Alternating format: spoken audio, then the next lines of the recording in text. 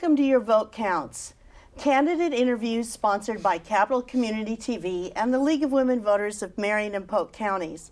My name is Bernadina Anderson, and I'm a member of the League of Women Voters, a nonpartisan political organization that works to educate ourselves and the public about government issues and civic responsibilities.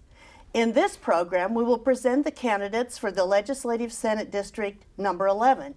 They are alphabetically Peter Courtney and Greg Warnock. Our format for this program is as follows. Each candidate has 3 minutes to give an opening statement in which they can outline their background, their qualifications, and the top priorities if elected. Following that, each candidate will be given 1.5 minutes to answer questions that have been prepared by League members on current issues. The candidates were not given the questions ahead of time. At the end, the candidates will have 2 minutes to make a closing statement in which to state the legacy they would like to leave if they are elected to that office. Seating was not designated, and question-response order will rotate. We will begin with Mr. Courtney as candidate A for his opening remarks. Mr. Courtney. Well, thank you very much. I want to thank the League of Women Voters and CCTV for hosting this event that tries to get the word out about Senate District 11. That is the district that includes right now here the state capitol, most of the part of Salem. It includes Jervis and Woodburn. I also want to thank Greg Warnock, who's a petty officer, first class in the United States Navy. Thank him for his service in the military of our country. He joins us today as an individual who's also competing for this seat. So thank you for your service, Greg. Thank you. I believe we're supposed to talk about what our goals are for the district and what therefore our goals are for the state. And you know, they say 3, but that's somewhat limiting. Oregon likes to go big. So sometimes she tries to go too big, but a few other states try to go as big as Oregon. We're going to try to really come up with a way to fund K through 12. We haven't done that since 1990 when we limited all the taxes and property taxes. So we really are trying to do that with an incredible committee that's going all over the state to find out what we need to fund, how we should fund it, but we got to get that done. We got too much carbon in the air. Everybody knows that. It's really affecting the environment. It's affecting our health. And we can do better. And we have to step up and do something to reduce carbon from our environment and our atmosphere. What about the area of housing? Right now in Salem, I'm working hard with the Salem YMCA, trying desperately to come up with some affordable housing. Everywhere we need affordable housing. We've got to get affordable housing. The rents are catastrophic, particularly for our young people coming out of college. Astronomical rents, and we can do better than that as a society. The last thing I feel very strongly about, we just held an information forum up in Woodburn, was mental health. If we could ever mainstream mental health, think about that, mainstream mental health, we could revolutionize our society. Now it's in the dark. We don't talk about it as often as we should, but the day must come when we can deal with mental health the same way we do physical health. And that is probably as big a goal as I've had, or the legislatures have, and will continue to have. So those are my 3 views of what we should do. And all I can say in the final analysis is we got to make government work. Now, these are great ideas, but if you look at Congress and many of the legislatures, they're fighting. They go home, they don't accomplish anything. So it doesn't matter what I think if I don't have the ability to get along with people who don't think like I do, but represent Oregonians who have a legitimate right to have their thoughts considered too. So I think it's very important to make sure I kill myself to make us all work together for all the people of the state of Oregon. So making government work is also very important. Thank you, Mr. Courtney. Mr. Warnock, we'd like to hear your opening remarks. Okay, thank you. I also would like to thank the League of Women Voters and Senator Courtney for participating in this today, for hosting this and inviting us to come and share our perspectives. Instead of talking about all of the things that I would like to see done, what I'd like to do is introduce myself. I think it's important for voters to understand who the candidates really are. And then I'll talk a little bit about three of the items that I'm interested in. I grew up in Salem. I went to school here. I went to Fruitland Elementary and Waldo Middle School and graduated from North Salem High School. I went to George Fox University. I married my wife from Salem. We raised our children here. And so we're definitely committed to this district, Senate District 11, and the Valley, which includes Northeast Salem and Woodburn and Jervis. A little bit more about me. I have an entrepreneurial spirit, and that makes me a creative thinker, I believe. It helps me with my vocation, which is a program manager. That's what I do professionally. Program managers work on lots of different projects, in my case, multi-million-dollar projects, and I focus on finishing projects on time and on budget. And we do design to delivery. So we focus on all of our projects, whether they're new product development or government relations, in a way that is successful. And I have many successes under these types of programs.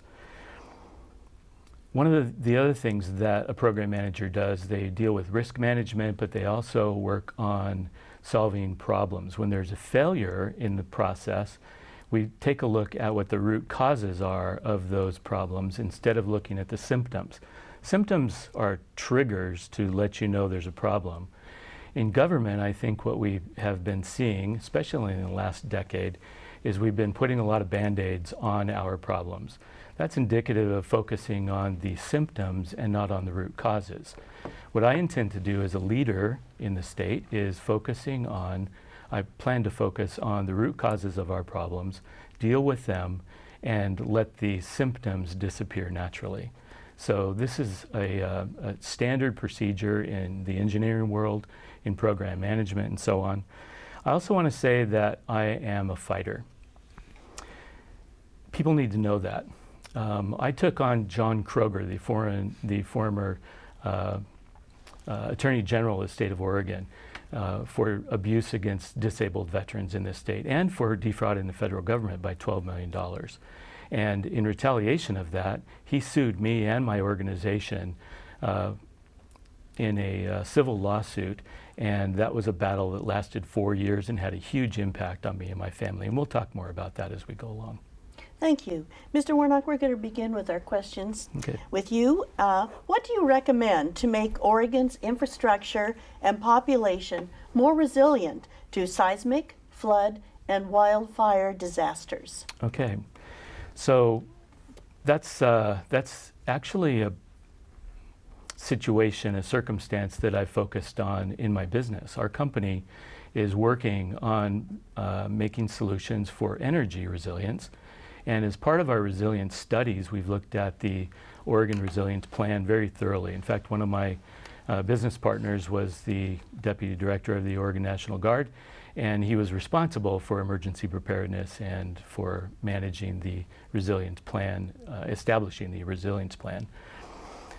Infrastructure is in a terrible situation in Oregon in the face of the Cascadia subduction zone earthquake. And most people I think have heard now that we're 318 years into a 243-year cycle.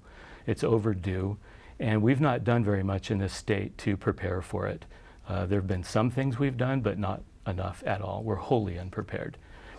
So I think it's important that we focus on dealing with the things that we can do with the budget constraints that we have. And one of those issues that I think we need to work on immediately is making sure that we can survive in place. Whole communities along the coast will not survive after the earthquake. And as we take a look at how to prepare for that kind of scenario, apocalyptic scenario, we need to put our money where our mouths are and focus on making sure that we're supplied correctly and that people can survive in place for long periods of time. Thank you. Mr. Courtney. The issue of the seismic monster that's coming, it was Peter Courtney and Gary George in 1999 that first talked by themselves about it. But they got the state Senate and the state legislature to put a bond measure on for $2 billion, which really wasn't much. to retrofit schools, police, fire, and hospitals. Now, at that time, no one really believed that it was going to hit. We've worked a long time since 1999. You talk about the coast. If you go to the coast, you'll see all the sirens. If you go to Walport, you'll see, and we used to vacation down there, all the junior high school, grade schools, high school have been moved up. They've been moved up now. And these are decisions that are being made by the coast all the time to prepare for it. Even ODOT, when it builds roads, overpasses, is much more attuned in.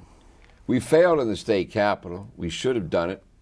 I'm not happy about that. We spent $25 million. The Capitol is not safe, but she should be made safe.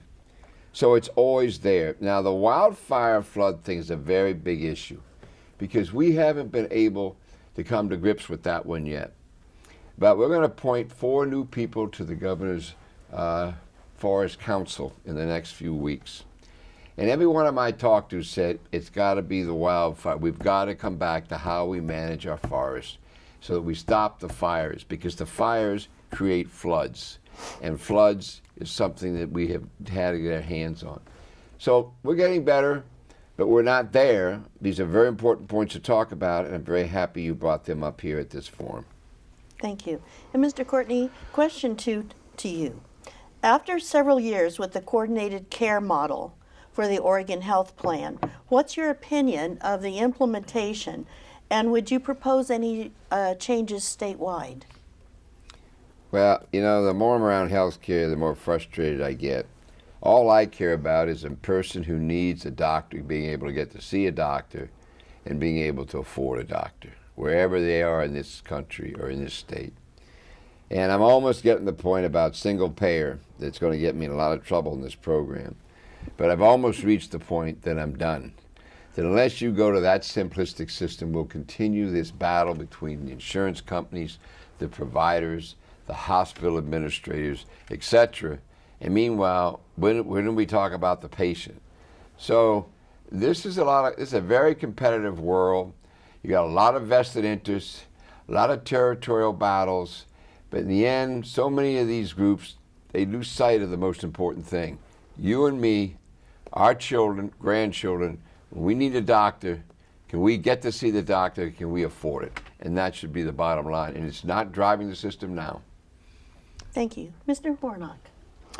I'm glad you brought this up. The part I'd like to focus on, though, the CCO program is extremely complicated and covers a lot of territory. But in the area of mental health, I think I'd like to focus on that a little bit, because there are some things we can do very quickly to help improve health care for mental health. One of the things that we can do is, and I'll propose this as in legislation, is to hire a state director for mental health services. Currently, we don't have a state director. In fact, most mental health services are so community organized that the services are not provided to the people in the state on a uniform basis. And there are other problems as well. For example, we've closed, through this program, we've closed multiple hospitals. We closed the east side in Pendleton, the state hospital there. We closed that. We've closed numerous hospitals. We're getting ready to close the Junction City Hospital, which has never been full. But we have a huge need for hospital beds. And for example, we only have 20 beds in the entire state for children who have mental health issues. So when the police officer runs across a teen or a youth that needs mental health services, those people are actually sent out of state. Idaho is taking most of our children these days. So we have huge problems with our mental health scenario. We're focusing more on buildings than what happens inside the buildings, and that's a problem. Thank you. And question 3 to you, Mr. Warnock. Mm-hmm. Do you think the balance between individual and corporate taxes is appropriate? And if you would relate this to your vision of what the ideal tax structure in Oregon would look like. Okay, so this is also pretty complicated, and I would say that the choice of the legislature last session, which made some small adjustments in the special session to tax small businesses by $1 billion in this state was astronomically a failure. And so, no, I don't think that there's balance in our tax structure. I think everybody's scrambling in the state capitol to look for money to put Band-Aids on the symptoms of our problems, and I don't think we're functioning very efficiently with regard to taxation.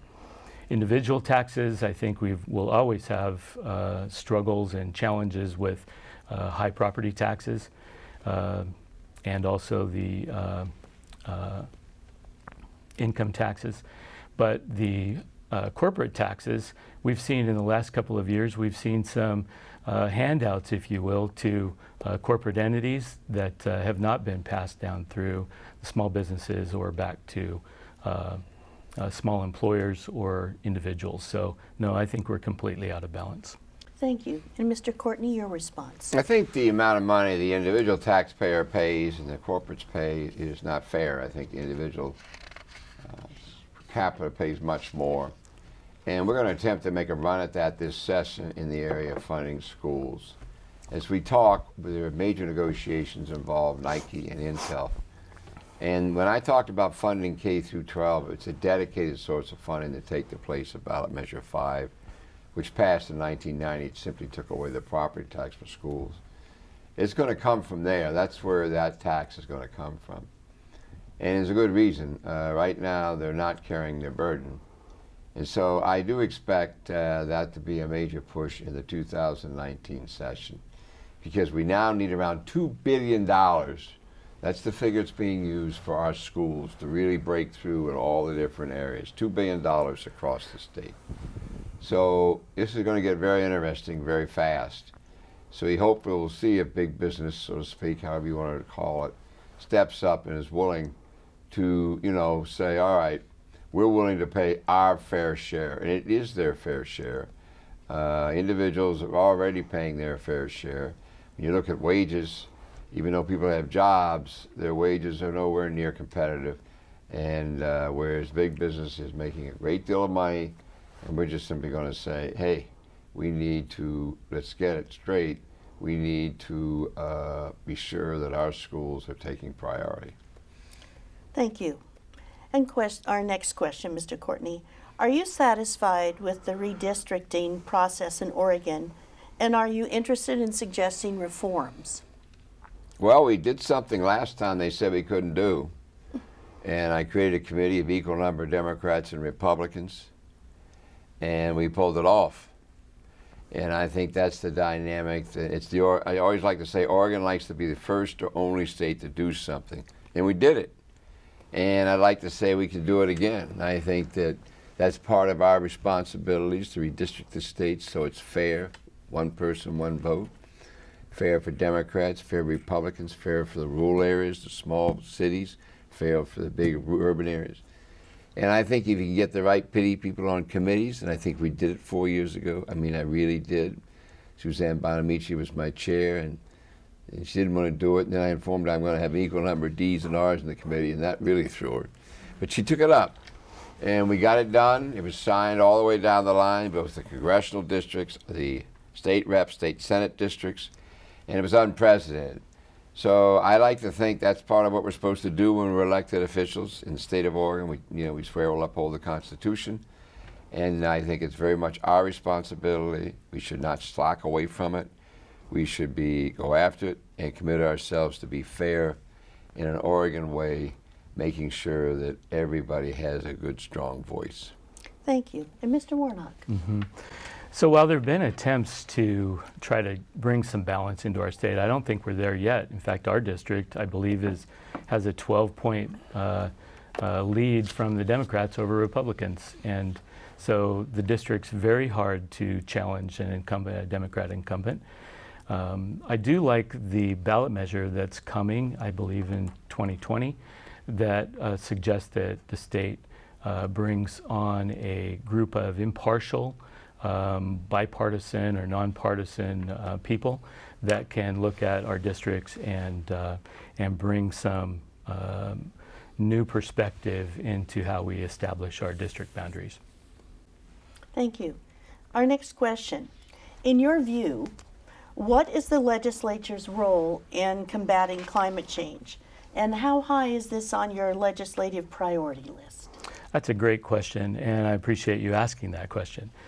I think the direction that the legislature is currently going in is very regressive. In fact, at the last hearing I went to, the economist who spoke for maybe an hour, hour and 20 minutes, talked about his plan for a tax or for cap and trade and called it a regressive tax.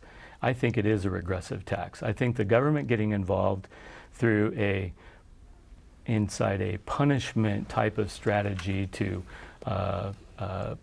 raise money through taxation of companies that produce carbon in this state is the wrong direction. We do have to deal with climate change. I'm not one of those guys that thinks we shouldn't. My company has some commercial viability in helping develop climate change solutions. So I own an energy solutions company, and we're focusing on reducing carbon output in transportation and in other areas in a way that I think will bring down carbon production, greenhouse gas production, emissions in this state a lot faster than having the government be involved in mandates and controlling the way businesses work in this state. And frankly, the problem with the government getting involved in this at this point, like we're doing, is we're not going to actually solve the problem of greenhouse gas emissions. And I think we need to focus on some of the business solutions that are available to us. Thank you. And Mr. Courtney? I think any time you let the natural resource world, the private world, regulate itself, you end up in a very difficult situation. The only thing wrong with kids are adults. And the kids across this state have about had it because they're going to inherit this mess that we're leaving it. This thing is really bad shape. It is bad, bad shape. And we've had witnesses that talk about timber, food, glass, another negative person or a person on the other side is going to come up. So we are hearing from all sides. But I just want to make it very clear, we will not come out of the 2019 session with a major bill reducing carbon in the state of Oregon. We have to do that. We owe it to our children and we owe it to our grandchildren.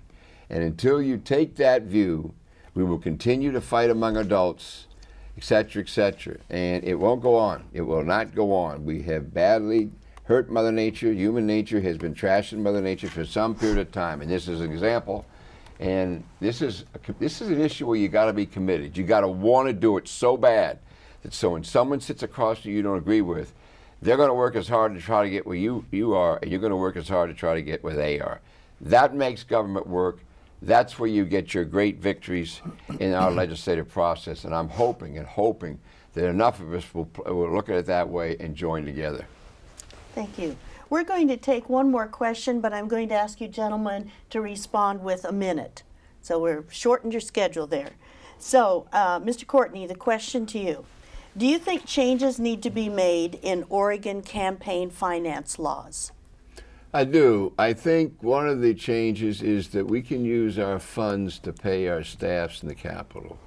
I think that should be changed. I really do. I do think we're going to get to the point that the pass-through isn't going to be allowed. That is, I have money in my account. I can give it to other candidates. I can. Or I can give it to the Senate Democratic Leadership Fund, which uses it. I think that's going to have to go by the board, to tell you the truth. I'd like to say we could limit the contributions I could get, which we did in '95. It was a heck of a good deal, but then the courts threw it out. It was really a nice time because I could only get 100,000. Short of that, I do think you need to nibble away at this because I do think there's too much money in politics. I'm not going to deny that. And I do think that it's the kind of thing that everybody should be concerned about. And I think every session we should come back to it and keep at it bit by bit. Thank you. And Mr. Warnock? Mm-hmm. So I absolutely think we need to have some campaign finance changes, and I'm writing currently a new policy that I hope will turn into some legislation that doesn't limit the donor's amount toward a campaign, because that has become a problem in the courts, but that we should limit the amount that we spend in a campaign. I think that's a proper way to change our campaign finance laws, to limit the amount of spending in a campaign by the role of the person who's campaigning. For example, a state representative would get so much money, maximum that they can spend, a senator, the same thing. And so we can make those adjustments as necessary. I believe that's a fair way to deal with campaign finance changes that we need to make. Thank you. We'll now look at our closing remarks, and we're going to begin with Mr. Warnock. Okay. Again, I want to thank you for having me here today, and I've enjoyed this. I've enjoyed listening and learning. The thing I'd like to leave people with is the motto in my campaign is to listen, learn, and lead. That's more than a motto, that's the way I do life. I've made a lot of mistakes in my life, I've had failures in my life, I've had successes in my life, and I don't stop. That's important to me, that we keep on moving no matter what our circumstances are, and to do the best we can with what we have. And so in this case, what I'd like to bring as a state senator is an open ear, an open door, and an open heart. I'm a man of compassion and empathy. I understand the difficulties people have, like our family has had in our community, and I will be supporting people's issues and their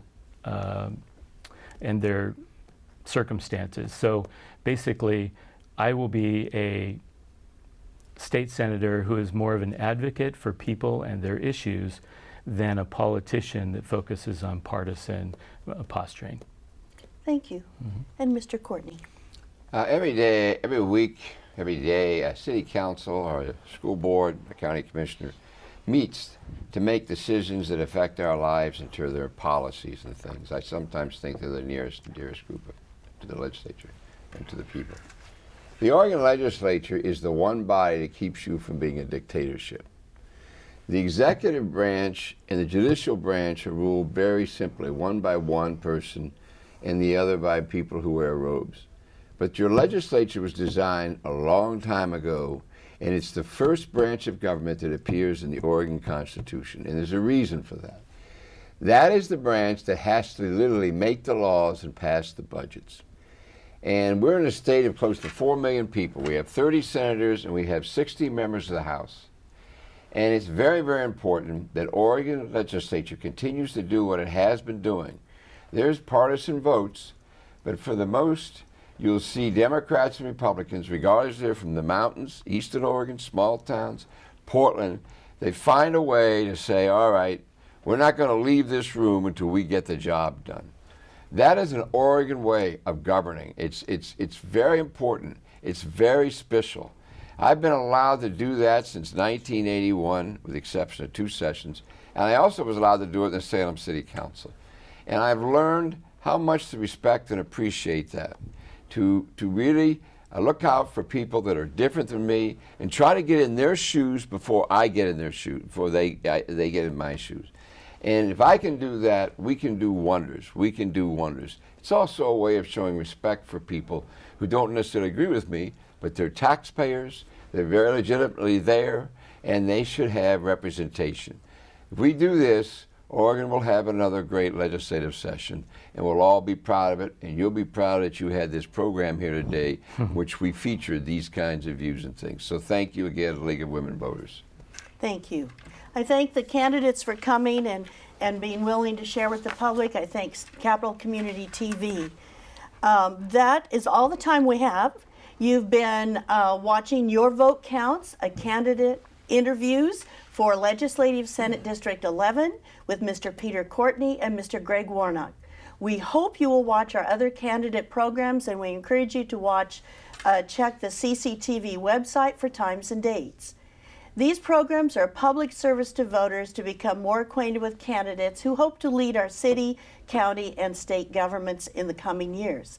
The last date to register to vote or to make changes to your registration is October 16th. Ballots will be mailed on October 17th and should be returned by November 6th at 8 p.m. Please remember, postmarks do not count. We urge you to make democracy work and be a voter. This is Bernadine Anderson for the League of Women Voters and CCTV. thanking you for watching. Your vote counts.